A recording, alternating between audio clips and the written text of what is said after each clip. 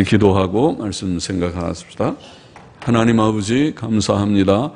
이 오후에 저희들을 또 부르셔서 하나님께 오후 예배로 영광을 돌리며 또 하나님의 말씀 앞에 앉게 하시고 성경 말씀의 한 부분을 읽고 그 뜻을 조금 해석하고 묵상하며 교훈을 얻게 하시니 감사합니다. 이 세상 사는 동안 하나님께서 말씀으로 저희에게 교훈하여 주시고 우리가 죽을 때에는 영광으로 우리를 영접하셔서 영광의 세계를 보게 하시는 주님 감사합니다.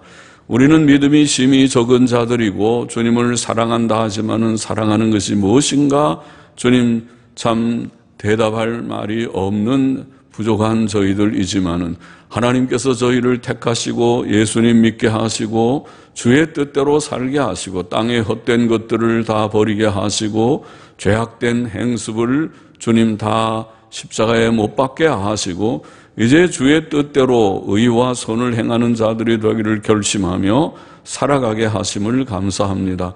혹 부족하여 넘어질 때마다 주의 어린 양의 보배로운 피로 씻어주시고 모두들을 굳게 세워주셔서 믿음의 견고함을 주시고 주님 사랑함을 주옵소서. 이 시간도 부족한 종에게 말씀을 조금 전할 힘을 주시고 성령의 충만함을 저희들에게 다 주셔서 전하는 자나 받는 자나 하나님의 말씀의 교훈 안에 거하게만 하여 주옵소서.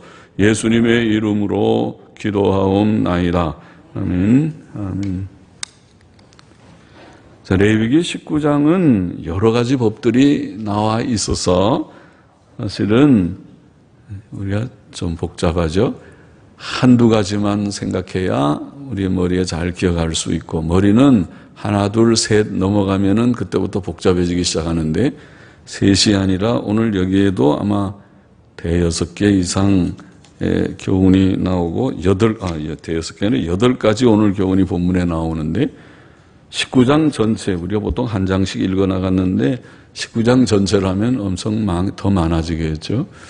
그래도 우리가 너무 조금씩 하기에 좀 그렇고 그래서 마음은 급하고 빨리 많이 읽고 싶고 한 장씩 읽어도 한 장씩 강의하는 것도 쉽지 않지만 해도 아마 다 하는 것이 15년, 20년 걸릴지 모르고 그러겠죠? 주일날만 하고 수요일날만 하면은 그 정도 걸릴 거예요. 새벽기도 계속 하면은 좀 빨리 나가겠지만 여러분들이 새벽기도 나오는 분들은 뭐 소수이니까 그러면은 여러분들이 개인적으로 성경을 많이 읽으시기도 해야 되지만은 함께 예배 시간, 공예배라고 하는 공적인 예배 시간, 특별히 주일 오전만 나오고 오후도 안 나오는 분은 참 안타깝죠. 그런데 주일 오전, 오후, 수요일 꼬박 잘 참석하는 분들은 그래도 이제 한 10년, 15년, 한 20년 지나면은 성경을 한 번쯤 전체적으로 다 묵상해 볼 수 있겠다. 그래도 또 다 잊어버릴걸요? 1년만 지나도 잊어버리는데 20년이 지나가지고 창세기 시작해갖고 20년 후에 창세기 이제 저 요한계시로 끝났다면 창세기가 가물가물할 터인데요. 이만큼 성경이 간단한 책 같지만 간단하지 않고 굉장히 내용이 방대하고 오늘 좀 읽은데도 아까 8가지라고 그랬습니다. 8가지의 내용이 요 12절 속에도 나오니까 한 절 가지고 한 편의 설교를 해야 될지도 모르는 그런 말씀이겠죠. 그래도 좀 간단하게 생각해 보십시다. 1, 2절을 다시 보십시다. 여호와께서 모세에게 일러 가라사대 너는 이스라엘 자손의 온 회중에게 고하여 이르라. 전체 지금 2절뿐 아니라 전체 말씀에 관계되겠죠. 너희는 거룩하라. 나 여호와 너희 하나님이 거룩함이니라. 너희는 거룩하라. 거룩하라고 하는 교훈을 주셨습니다. 하나님은 거룩하시기 때문에 나 여호와 너희 하나님이 거룩함이니라. 거룩하기 때문에 하나님께서 거룩하시기 때문에 우리도 거룩해야 된다.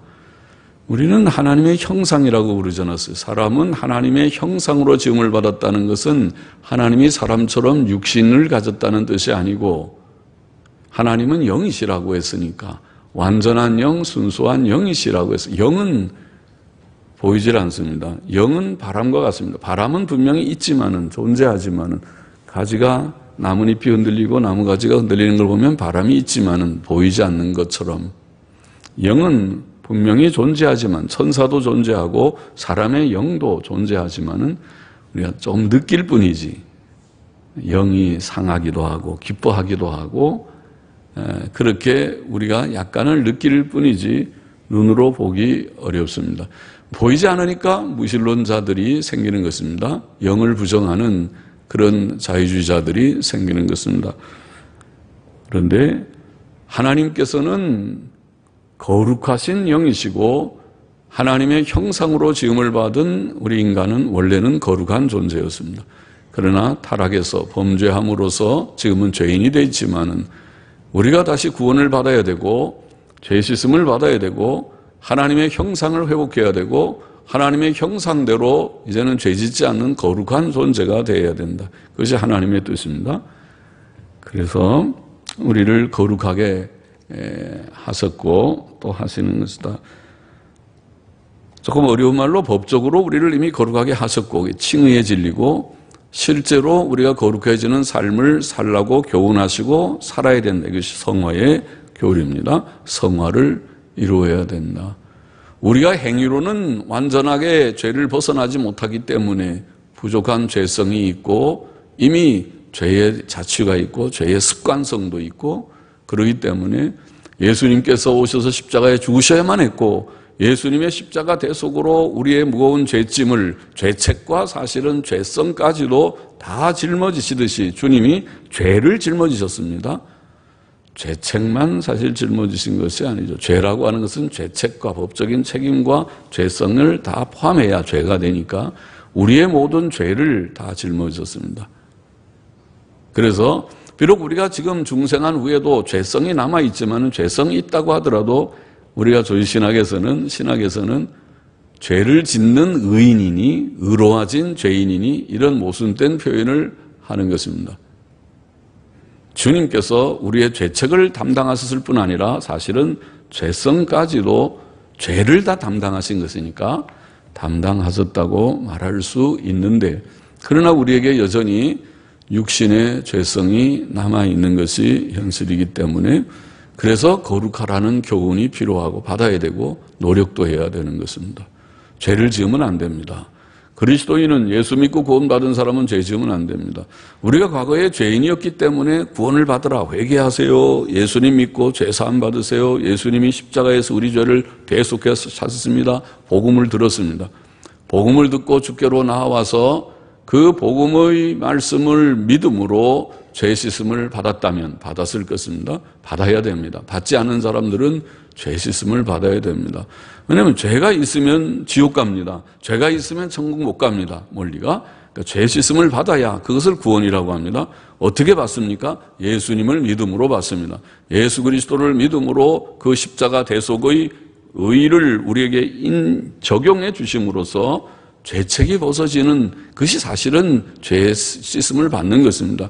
그러나 우리가 구원을 받지만은 여전히 죄성이 그럼 단번에 없어지는가? 없어지는 것은 아닙니다. 왜 안 없어지는가? 우리가 육신을 가지고 있기 때문이라고 생각합니다. 내가 지금 예수 믿고 나서 지금 죽어버리면 딱 죽으면 그러면은 육과 영이 분리가 되는데 분리가 될 때 그 영은 순수한 영인가? 예. 천국 단번에 올라가는 걸 보면 소위문답에 죽은 즉시 완전 성화되어 주께로 올라간다는 걸 보면 그 영 자체는 완전히 분리되면 완전한 영으로 주께 하나님께 올라간다고 생각됩니다. 그러나 우리가 지금은 죽은 것이 아니고 살아있기 때문에 살아있다는 것은 영육이 결합되어 있어서 결합되어 있는 상태는 중생을 해도 죄성이 있는가? 있습니다.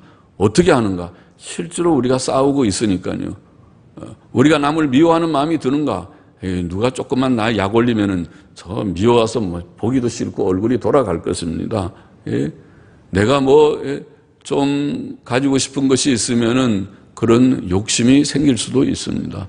없어야 되는데 그리스도인 속에도 그런 것이 남아 있습니다. 죄성, 성경도 말합니다. 로마서 7장부터 바로 그러한 갈등을 설명했고 성경의 많은 말씀들이 또 이스라엘의 많은 실패의 역사가 또 교회의 2000년 교회의 배교의 역사가 탈선하고 배교한 것이 역사고 오늘 현대교회도 역시 아무리 정통을 부르짖어도 넓어지고 지금 해이해지고, 그래서 오늘 시대에는 교회가 예배가 부패되고 교회 음악이 부패되고, 그리고 교회가 바른 길 가기보다는 넓은 길을 구하고 연합주의로 가고 그리고 은사주의로 가고, 이런 오만 가지 어지러운 그런 시대에 있는 것은 바로 이것이 인간의 성화가 불완전하기 때문에 오는 것입니다.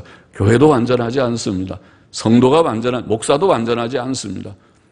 다 우리가 불완전한 가운데 있습니다. 그렇기 때문에 예수님만 더욱 의지하고, 그렇다고 해서 죄를 지어도 된다는 것이 아니라 죄와 싸우면서 우리가 나아가야만 합니다. 하나님은 거룩하십니다. 그것이 하나님의 본성이고 본의 정체입니다. 하나님은 거룩하신 분이기 때문에 하나님의 형상으로 지음을 받은 인간은 원래 거룩하고 또 거룩해야 됩니다. 그래서 우리가 정말 하나님을 섬기는 자는 죄 지으면 안 됩니다. 죄 지으면 하나님의 자녀가 아니라 마귀의 자녀랑 똑같습니다. 마귀가 죄를 짓는 거지 하나님이 죄 짓지 않습니다. 그러면 우리가 예를 들면 거짓말하고 또 음란하고 또 미워하고 또 세상을 사랑하고 모든 십계명에 저촉되는 일들을 저지르고 있다면 우리는 하나님의 종이 아니라 마귀의 종일 것입니다. 마귀랑 닮았지 어떻게 하나님의 형상과 닮았습니까? 하나님이 언제 그랬습니까? 하지 말라고 그랬죠, 십계명이. 그러니까 하나님의 법도대로 살아야 되는데 살지 못하는 갈등이 있어서 날마다 회개도 하고 내적인 싸움이 있습니다. 오라 나는 공고한 사람이라는 로마서 7장 24절에 갈등과 싸움이 있는 것입니다. 그럼에도 불구하고 성경은 우리에게 또 교훈하기를 거룩하라, 다시 교훈하는 것입니다. 싸움이 있지만은 싸움에 져도 된다는 것이 아니고, 또 싸움에서 실패 한두 번 했다고 해서 낭망하고 있어서도 안 되고, 예수 그리스도의 의를 힘입고 힘을 내서 날마다 성화를 이루기 위해 달려가야 되는 것입니다. 하나님이 도우실 것입니다. 우리가 성화의 원동력을 얘기할 때 두 가지 얘기했어요. 하나는 성화의 원동력 1은 예수 그리스도의 의와 새 생명이고 2는 성령의 내주하심이라고 그랬어요. 그러잖아요. 예수님의 의를 법적인 의라고 우리가 말하지만 칭의를 우리에게 이미 주셨기 때문에, 의롭다 하시는 은혜를 주었기 때문에, 죄책을 이미 제거해서 의인이라고 선언해 주셨기 때문에, 그 의의 근거에서, 칭의의 근거에서 새 생명이 우리에게 이미 심어졌기 때문에 우리는 영적으로 죽은 자가 아니라 영적으로 사는 자가, 중생한 자가 되었기 때문에 그래서 성화할 수 있습니다. 죽은 사람 보고 암만 얘기를 해봐야 움직이지도 못하고 성화 못합니다. 산 사람이 성화하는 것입니다. 산 사람이 의를 행할 수 있습니다. 의롭다함을 받았기 때문에, 가벼워졌기 때문에 7전8귀할 수 있습니다. 나는 과거가 있는 사람이라 하더라도, 과거에 아무리 죄를 많이 지었다 하더라도 예수께서 죄 씻음을 주시고 의롭다함을 주셨기 때문에 일어나가지고, 그래 나는 과거가 그렇다, 과거가 나는 죄인이다, 그러나 내가 예수님께서 나의 죄를 씻었고 의롭다 하셨기 때문에 내가 이제는 안 그런다, 그러고 일어날 수 있다는 거예요. 원동력입니다. 성화의 힘은 예수 그리스도의 의와 의에게 줄 수 있는 새 생명이 우리 속에 힘이 되는 것이고, 그와 더불어서 성령님께서 우리 가운데 계하시기 때문에 성령님이 우리를 북돋워 주셔요. 그건 기름을 붓는, 철로 역정에서 말하는 기름 파이프와 같이 기름이 우리 속에 심령에 딱 꽂혀 있어서 성령의 기름이 자꾸 흘러와서 그것이 꺼지질 않아요. 불이 꺼지려고 하면 기름이 공급돼 갖고 불이 활활 붙어요. 그래서 성화를 이루게 하시는 것이, 그것이 성화의 이치입니다. 원동력입니다. 그리스도인은 성화할 수 있습니다. 중생한 자는 성화합니다. 실패는 있습니다. 싸움은 있습니다. 그러나 성화하게 되어 있습니다. 그래서 거룩하라, 이런 교훈이 필요하고, 하나님이 거룩하니 우리가 하나님의 자녀일진데, 하나님을 사랑할진데, 정말 세상과 더불어 살다가 세상 불타 없어질 때 우리도 지옥불 가기를 원하는 자가 아니기 때문에, 그렇다면은 세상 실컷 사랑하고 세상 풍조 다 따라가고, 돈 사랑하면 돈 사랑하고, 정욕을 사랑하면 정욕 사랑하고, 세상의 것 다 사랑하다가 세상이 불타서 지옥의 형벌을 받을 때에 우리도 같이 지옥 가기를 원하면 그렇게 살지만은 그런 자가 아니기 때문에, 우리가 그것이 그러면 안 된다는 걸 깨달았기 때문에 이제는 주의 뜻대로 살다가 우리는 천국 갈 백성이라고 우리는 인정하고 믿기 때문에, 그래서 하나님이 거룩하니 우리도 거룩하라, 그렇게 해보겠습니다. 거룩하라는 말은 도덕적인 성결이라는 것을 말하는 것이죠. 여기 도덕적으로 우리가 거룩하라는 말은 죄짓지 말라는 말이에요. 자연히 십계명을 어기지 말고 아까 여러 가지, 십계명은 다 여러 가지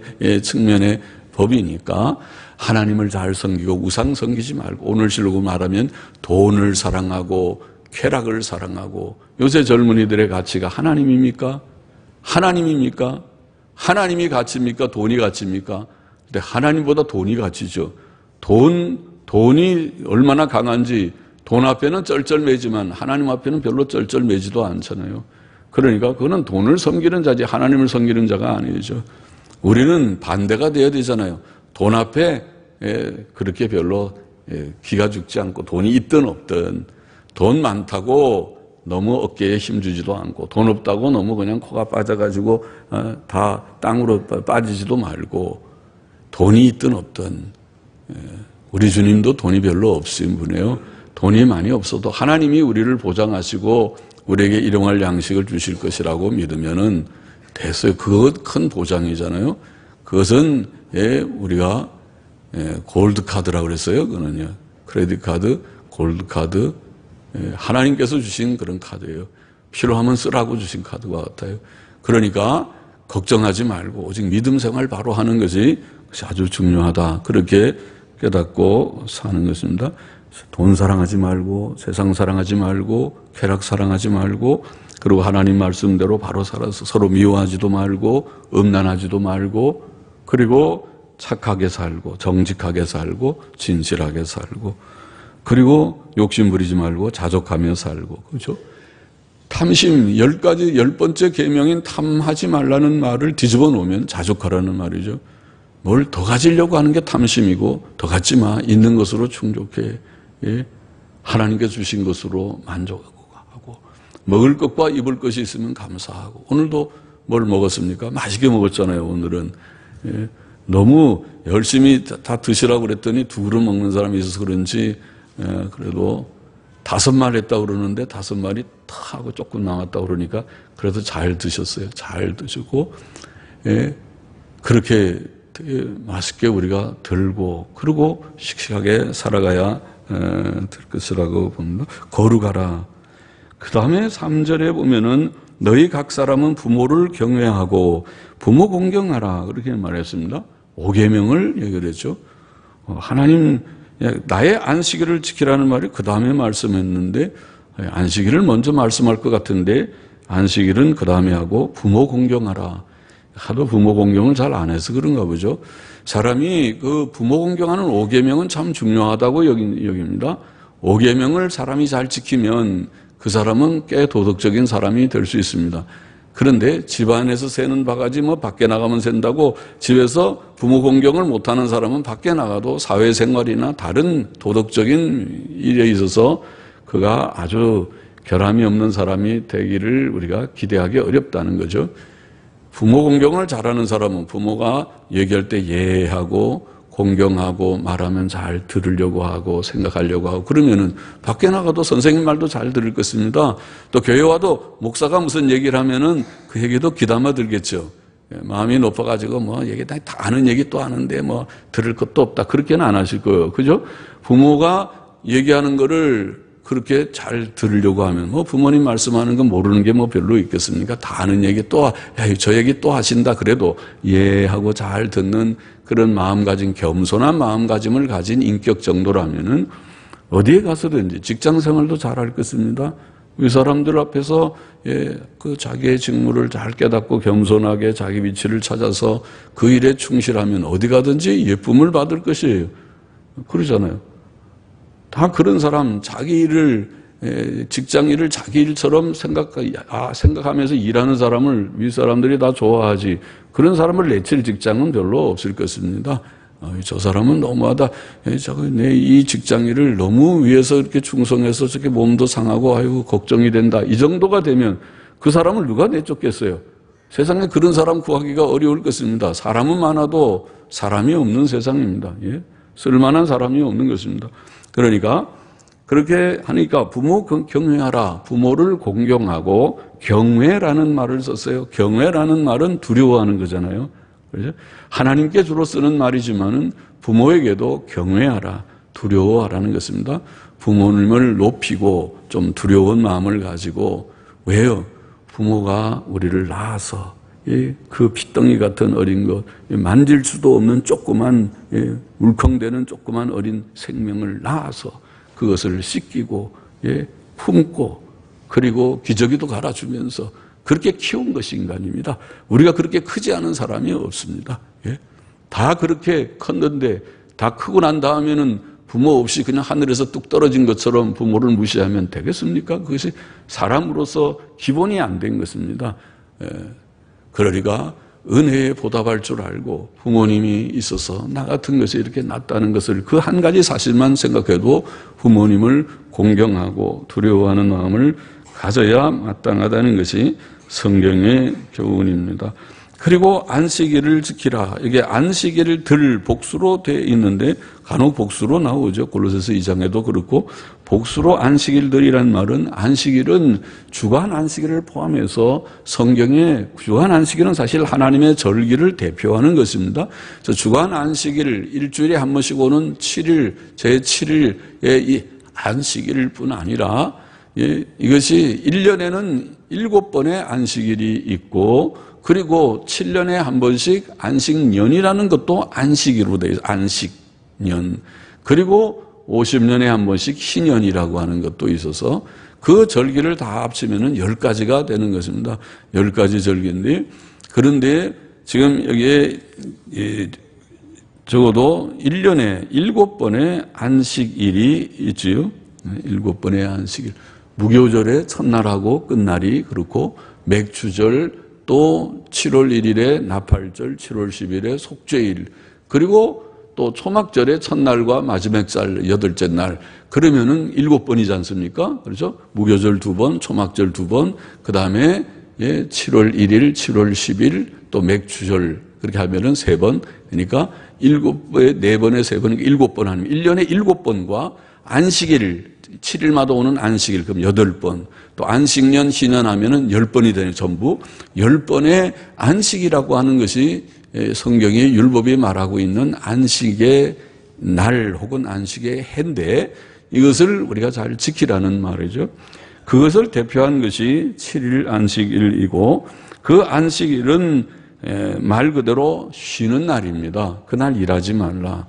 안식일 날은 일하지 말라. 세상 일을 중단하고 직장도 안식일 주일날 지키는 직장을 구하고 그날은 너무 세상 일, 애들 공부시켜서 학원에 보내는 사람들은 학교 떨어지면 딱 좋겠고 거기 가지 마.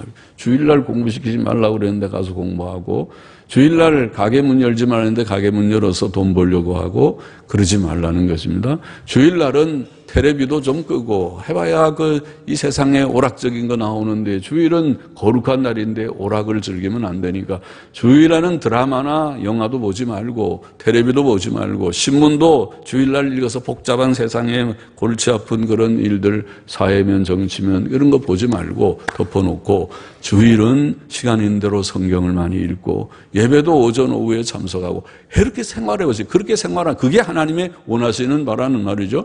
그렇게 생활하면 얼마나 경건하고 얼마나 자기에게 복이 되겠어요. 우리의 믿음이 얼마나 성장하겠어요.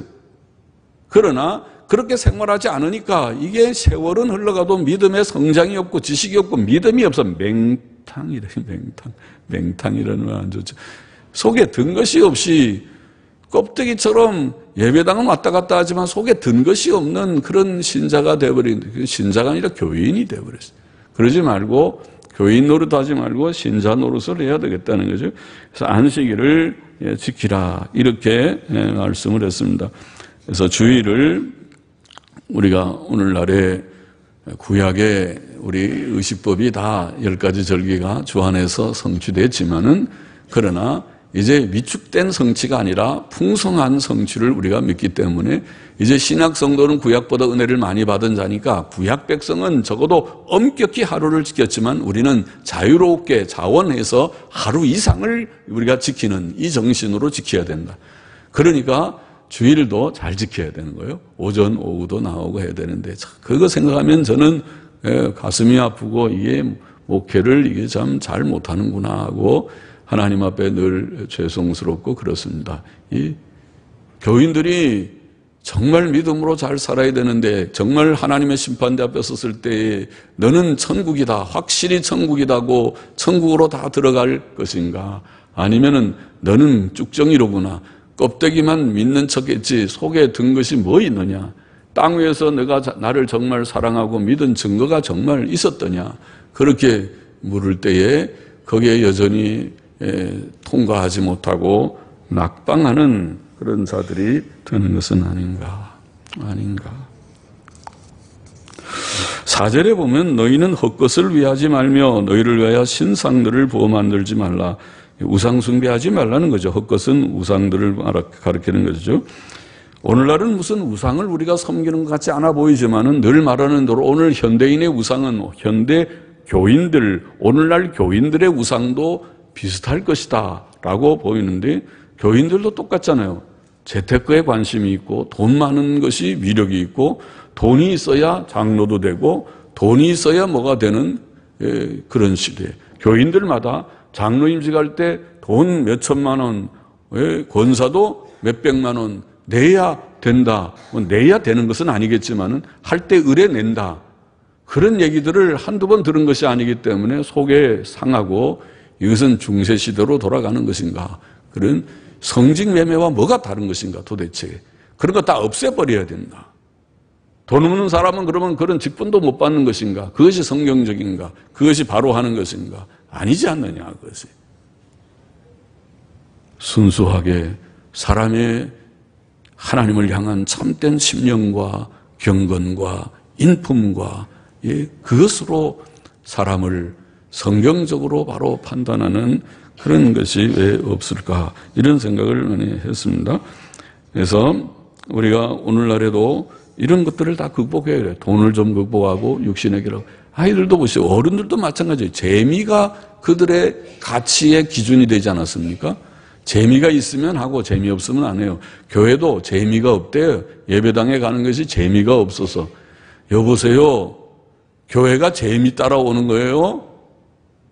아니, 재미 따라가려면 개그 콘서트장에 가서 거기 재미 좋으니까 거기 가면은 웃기고 하루 종일 아주 깔깔대고 배꼽 잡고 그렇게 할 테니까 그런 데 가지 뭐 하려고 예배당을 찾아요. 예배당은 재미 찾아서 오는 데가 아니잖아요. 하나님을 섬기기 위하여 오는 진지한 사람들이 모이는 곳이 아닙니까? 그래야 되는데 아이들이 재미 찾아서 그것은 다시 말하면 육신의 쾌락이라고 하는 이 재미라고 하는 것이 신이 되어버렸다는 거죠. 돈이 신이 되지 재미가 신이 돼 있는 이것 깨뜨려 버리지 않으면 이거 우상 타파하지 않으면은 하나님 바로 섬기는 일이 어떻게 생기겠는가 그 속에. 하나님을 경외하는 정말 하나님을 사랑하는 영적인 그런 생활 속에서도 참 기쁨이 있는 건 사실이지만 그 육신의 재미하고는 다르죠. 영적인 재미를 말씀의 재미.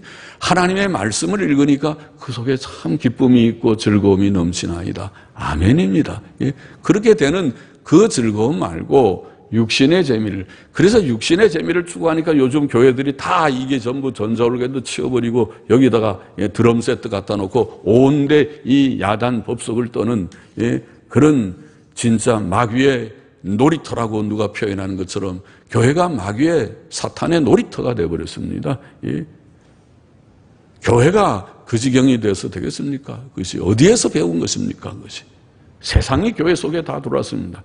교회 음악이 다 무너져 버리고 예배가 이제는 부패되어 버리면 그 지경이 되면 끝장난 것이 아닙니까? 교회가 적어도 그렇게까지는 되지 말아야 되는 것이 아닙니까? 5절부터 8절에는 화목제 희생을 규례대로 바로 드리라고 하는 말씀이 있고 9절부터 10절에는 너희 땅에 곡물을 벨 때에 너는 단 모퉁이까지 다 거두지 말고 너의 떨어진 이삭도 줍지 말고 너의 포도원의 열매를 다 따지 말고 너의 포도원에 떨어진 열매도 줍지 말고 가난한 사람과 타국인을 위하여 버려두라. 참 좋은 말씀이죠.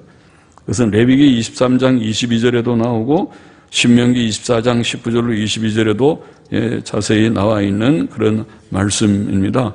가난한 사람들과 소외된 자들을 배려하셔서 그들도 좀 먹을 것이 있게. 그들은 기업이 없고 밭이 없고 포도원도 없고 그러니까 그들에게 먹을 것이 좀 있도록 이삭을 추수를 하더라도 다 하지 말고 좀 남겨놓으라. 좀 또 하다가 뭐 떨어뜨린 거 있으면 그냥 내버려둬라. 그래야 가난한 사람들이 뒤에 다니면서 이거 떨어진 거 좀 주워다가 그거 주워봐야 얼마 되겠습니까? 그들이 추수하는 그 많은 추수, 풍성한 그 많은 곡식 추수에 비하면은 그거는 해봐야 대박으로 몇 개 나올지 말지 않은 그 추수지만은 그래도 그들이 그렇게라도 연명하고 사는 것이 필요한 그런 세상이 아닙니까? 세상은 그런 세상이라고. 부자들은 돈을 다 쓰지를 못해가지고 주체를 못해서 그렇게 지금 자본주의 사회가 그렇잖아요. 돈이 돈을 번다고. 돈 많은 사람들은 엄청 돈이 너무 많아가지고 그거를 쓰지를 못하고, 가난한 사람들은 단 100만 원, 단 200만 원이 없어서 쩔쩔매는 그런 세상이 돼 있으니까. 그러니까 부자들이, 이거 가난한 사람 배려하라는 말이 그렇습니다. 부자들이 정도껏 해라. 자기들이 쓰는 거, 부자니까 좋은 거 살 수 있고, 좋은 거 먹을 수 있고, 좋은 거 가질 수 있고, 하겠지. 그 죄겠는가? 자기 생각하고 쓰는 것이니까. 또 돈을 벌 때 자기 노력도 있지. 남들이 놀 때 열심히 공부하고, 열심히 했으니까 그렇게 고급 인력이 되고, 월급도 억대도 받고 그러는 거지. 하루아침에 그냥 우연히 되는 것이 없으니까, 노력했으니까 쓸 수도 있겠지만은 정도껏 하고, 적절히 하고, 어려운 사람들도 좀 배려하고, 가난하고 어려워서 손가락 빠는 사람이 없는지, 정말 배를 꽂고 있는 사람은 없는지 좀 살펴서 좀 그들에게 너그럽게 나누어 줄 수 있는, 그게 이제 선한 마음이고 착한 마음이죠. 다 가지고 계실 것이라고 봅니다. 저도 이렇게 신방할 때 어떻게 말씀들을 하시면서 그런 말 들을 때는 정말 기분이 좋습니다. 주위에 어려운 사람들을 돌아보면서 이렇게 좀 따뜻하게 배려하면서 조금씩 나누면은 그들에게는 큰 힘이 되고 할 것인데, 그렇게 하는 이 성경이 가르친 바로 바입니다. 그렇게 하라는 것입니다. 부자들이 추수할 때 그렇게 하고, 좀 너그럽게 그렇게 하고, 이것은 성경의 교훈대로입니다. 바울도 디모데전서 6장에 이런 귀한 교훈을 했죠. 네가 이 세대의 부한 자들을 명령을 하여 마음을 높이지 말고 정함이 없는 재물에 소망을 두지 말고 오직 우리에게 모든 것을 후히 주사 누리게 하시는 하나님께 두며 선한 일을 행하고 선한 사업에 부하고 나누어 주기를 좋아하며 동정하는 자가 되게 하라. 강조 2번, 3번, 4번 강조. 선한 일을 행하고 선한 사업에 부하고 나누어 주기를 좋아하고 동정하는 자가 되게 하라. 그렇게 다 나누어주면 나만 손해고 나만 다 없고 나는 그냥 가난해지나? 그렇잖아요. 잠언의 말씀을 보면 흩어 많은 사람들이 구제하여도 더욱 부하게 되는 자가 있고, 다른 어떤 사람은 아주 손을 움켜쥐고 절대로 남한테 조그만 거 하나도 베풀 줄 모르는 사람도 하나님이 가난하게 하는 수가 있어요. 하나님께서 다 보고 계신 거예요. 복의 근원 되신 하나님께서 아이고 저 사람은 참 복받을 일을 하는구나. 내가 복을 줘야겠다. 그리고 하나님이 복을 주시니까 복이 되는 거고, 하나님이 아이고 저렇게 구두쇠 영감처럼 저렇게 움키고 하나도 선한 일을 행할 줄 모르는데 저 줬으면 내가 다 뺏어버려야겠다. 그리고 하나님이 뺏어가 버리면은 다 가져가 버리는 거예요. 하루아침에. 안 되겠다. 목숨을 가져야지. 이게 우리가 누가복음 어디에 있는 대로 어리석은 부자같이 내가 오늘 밤에 내 영혼을 도로 찾으리니 그러면 내가 쌓아놓은 그 많은 부가 누 것이 되겠느냐. 그렇게 말하는 것처럼 그렇게 하시기도 하시는 것이란 말이죠.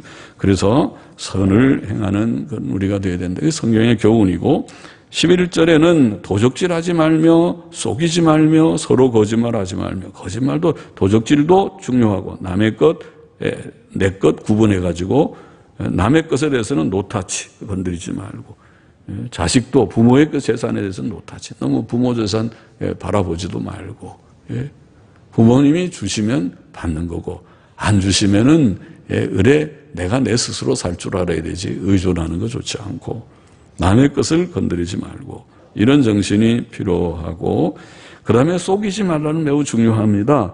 이 속이지 말고 거짓말하지 말라는 것은 요한계시록에 보면은 천국에 들어가지 못하는 죄가 바로 속이는 죄예요. 그렇죠? 계시록 22장 15절에 보면 거짓말을 좋아하며 지어내는 자마다 성 밖에 있으리라. 성은 천국이죠. 예루살렘, 새 예루살렘 성, 천국입니다. 천국 밖에 있어요. 거짓말을 좋아하며 지어내는 자마다. 이 사람이 거짓말을 참 잘해요. 거짓말을 잘 지어내. 그리고 이 표현을 보면 거짓말을 좋아하고 지어내는 자마다.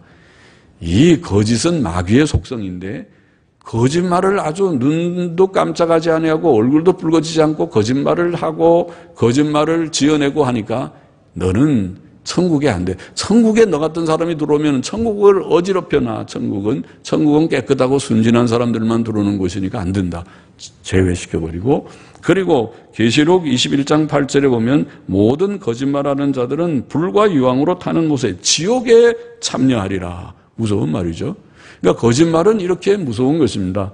천국에서 제외되는 죄, 또 지옥에 들어갈 만한 죄니까 우리는 거짓말을 하면 안 된다. 당연하죠. 아멘입니다.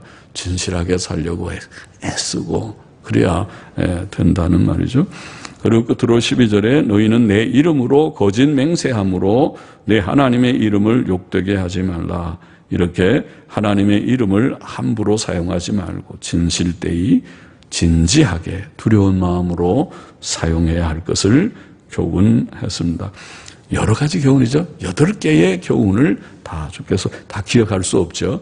그러나 콩나물 시루에 우리가 물 붓듯이 한번 들으면은 안 들은 것보다는 그래도 나을 것입니다. 다 잊어버려도 다시 좀 언젠가는 생각이 돼서 우리가 들은 말씀이 우리 현실 속에서 기억이 돼서 거짓말하면 안 돼. 바로 살아야 돼. 하나님의 법도대로 살아야 된다. 그래서 기억나기를 원합니다. 기도하십시다. 하나님 아버지, 오늘도 여러 가지의 교훈을 우리가 조금씩 생각해 보았습니다.